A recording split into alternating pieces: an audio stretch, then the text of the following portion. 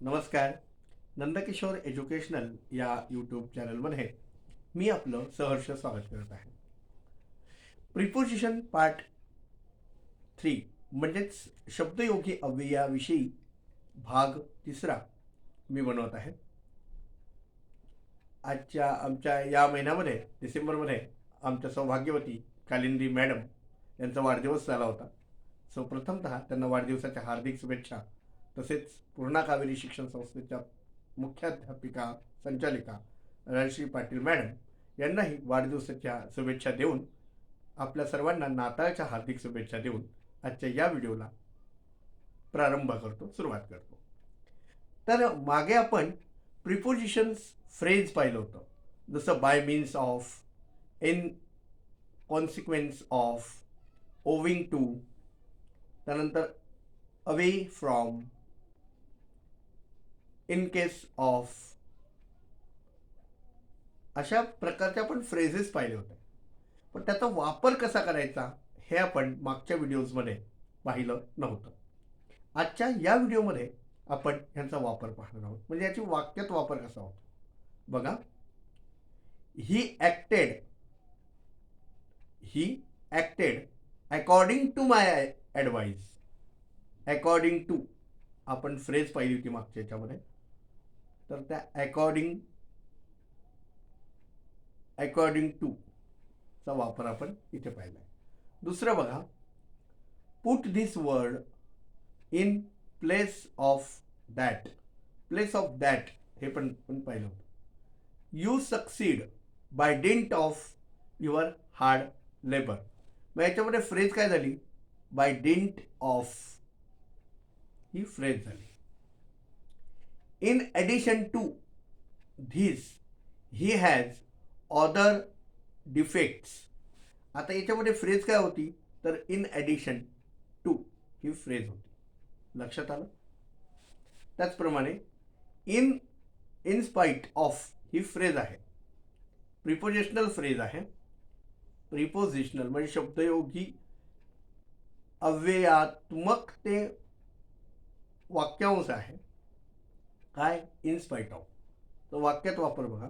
In spite of all these things I like you very much. आता पुढचा आपण पाहणार आहोत प्रिपोजिशन म्हणजे शब्दयोगी अव्यय, पार्टिसिपल प्रिपोजिशन. आता पार्टिसिपल प्रिपोजिशन म्हणजे काय?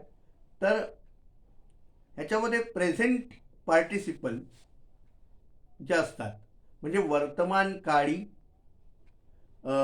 क्रियापदांना जे आपण ING लावतो क्रियापदांना, त्याचा वापर सुद्धा पार्टिसिपल PARTICIPAL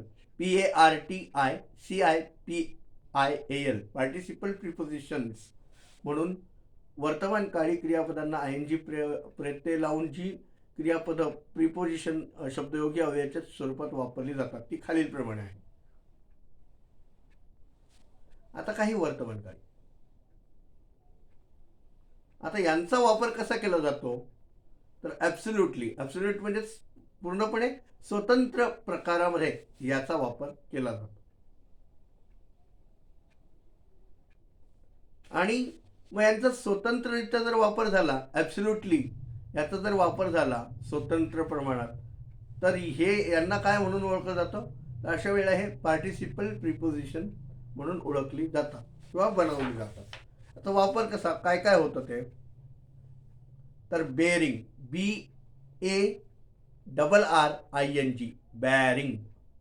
कन्सिडरिंग, आता कन्सिडर हे क्रियापद आहे, पण कन्सिडरिंग DERING. कन्सर्न, CONCERN,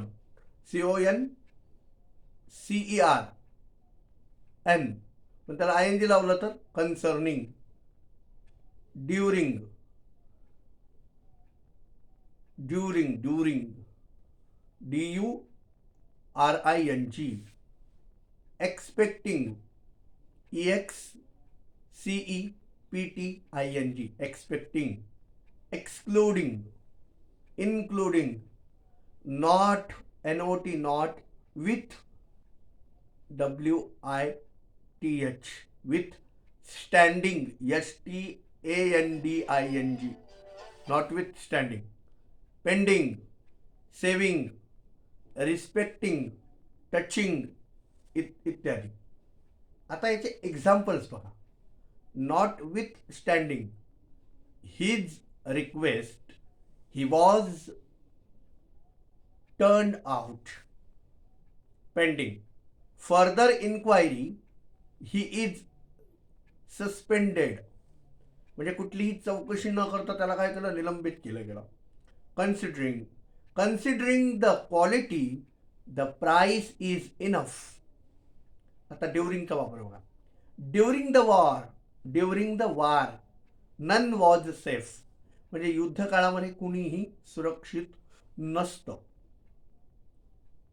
पुढचा आपण प्रिपोजिशनचा प्रकार बघणार आहोत. Disguised preposition, DISGUISED, disguised preposition. आता हे अशा प्रकारचे शब्दयोगी अव्यय असतात ज्याचा वापर प्रिपोजिशन सारखाच केला जातो.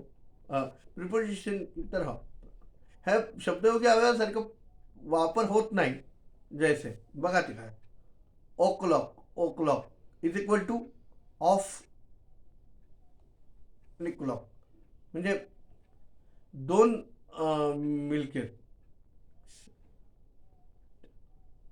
Milk sells at 1 kilogram rupee per RuPay.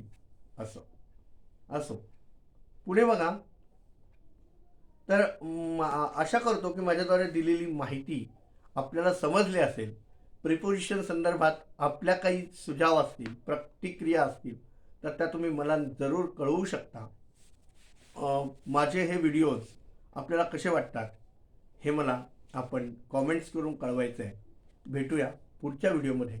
तोपर्यंत खुश राहा, आनंदी राहा. धन्यवाद.